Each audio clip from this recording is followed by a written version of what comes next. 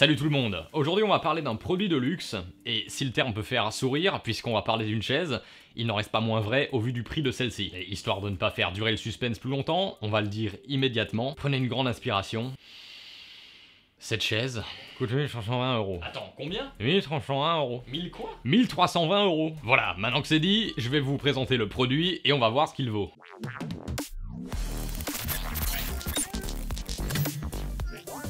La première fois que j'ai entendu parler de Herman Miller, c'est quand j'ai entendu quelqu'un parler de chaises ergonomiques et que je me suis un peu renseigné sur le sujet. C'était marrant parce que je venais de prendre ma première chaise gaming à ce moment-là et je me suis immédiatement posé la question, qu'est-ce qu'une chaise ergonomique a de plus à proposer qu'une chaise gaming? Après tout, si une chaise est dite gaming, c'est qu'elle est censée avoir été conçue pour des personnes qui jouent et qui passent des heures devant l'ordi. Et bah s'il y a une chose que j'ai apprise durant ces 2 ans et demi de possession de chaise gaming, c'est que c'est totalement faux. Après à peine 2 ans, ma chaise a commencé à se dégrader. Alors on pourrait se dire que je l'entretenais pas très bien, et vous auriez probablement raison. Mais en réalité, ce qui m'a le plus gêné au-delà de la dégradation, c'est le confort. Je me suis longtemps mis en tête que, puisque c'est une chaise gaming, eh ben c'est forcément confortable pour les joueurs. Mais en 2 ans d'utilisation, je suis maintenant capable de vous le dire, cette chaise a plus détruit mon dos qu'autre chose. À force de passer 10-12 heures par jour assis sur cette chaise, j'ai commencé à me placer dans des postures différentes, mais qui n'étaient pas du tout bénéfiques pour mon dos. À tel point que ces derniers mois, j'avais de plus en plus mal au dos. J'allais changer de chaise pour me prendre une chaise Ikea Marcus, parce que j'arrête pas de voir partout qu'elle est super confortable et que le prix est abordable. Et c'est là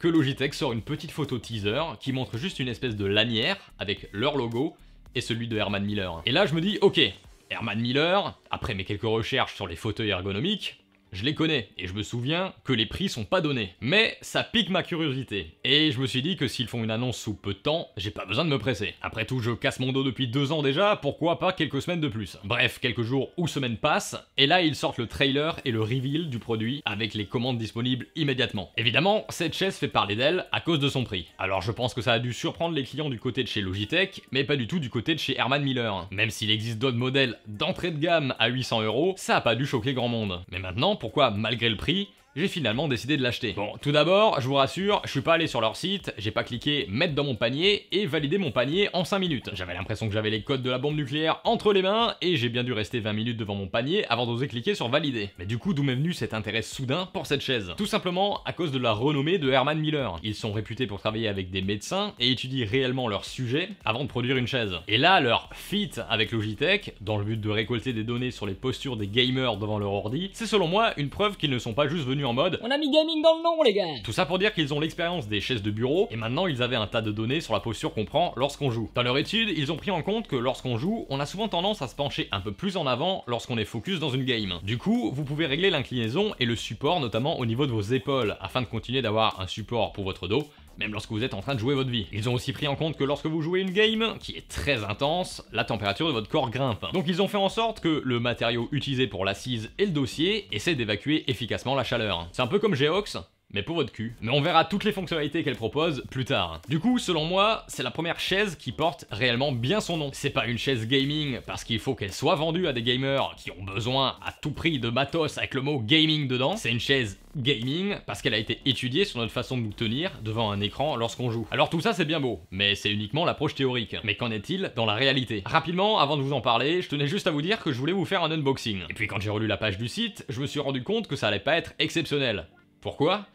Parce qu'elle arrive montée. Du coup, à part vous dire « Oh, regardez, une chaise dans un carton !» Personne dans le monde ne marche du même pas. J'avais pas grand chose à vous dire. Bon du coup, est-ce que cette chaise vaut vraiment le coup? Pour ce qui est de mon ressenti après quelques jours, je vais essayer de rester objectif, et c'est pas parce que cette chaise a coûté 1300 € que je vais en dire que du bien. Je vais aussi vous parler des points qui me semblent un peu light pour le prix que j'ai payé. Ensuite, je sais pas si je referai une vidéo d'ici quelques mois, puisque selon moi, mon dos est tellement en compote pour le moment qu'il va lui falloir un petit temps d'adaptation, afin de retrouver une posture un peu plus normale. Mais dans tous les cas, j'essaierai de vous parler de mon ressenti après une longue période d'utilisation. Si c'est pas en vidéo, ça sera sur Twitter ou sur Discord. Le premier point positif que j'ai pris en compte, c'est 12 ans de garantie, ce qui nous fait 110 € la chaise par an, ce qui au final rend l'investissement plus intéressant. C'est cher à l'instant T où vous l'achetez, mais ensuite, vous savez que pendant 12 ans au moins, vous êtes tranquille. Alors vous pourrez me dire, oui, mais ça reste super cher. Mais je vais vous demander de faire preuve d'ouverture d'esprit et prenons un peu de recul sur l'argent qu'on peut investir dans certains produits. Certains sont prêts à mettre 1500 à 2000 € dans un PC de jeu ou 1000 € dans un smartphone. Et attention, je ne juge pas le fait de mettre 2000 € dans une config. Chacun est bien libre de faire ce qu'il veut de son argent, et c'est justement justement là où je veux en venir. Encore une fois, je dis pas que 1000 € c'est rien, mais 1000 €, c'est 1000 € quel que soit le produit. C'est nous qui ensuite émettons des jugements si ça vaut le coup ou pas. Est-ce que ça vaut le coup de manger sainement ou est-ce que ça vaut le coup de payer un menu maxi best-of? Chacun est libre d'avoir son propre avis. Du coup, soyez ouverts d'esprit. Je vous demande pas d'acheter cette chaise, je vous demande juste de comprendre que vous investissez pas juste dans une chaise,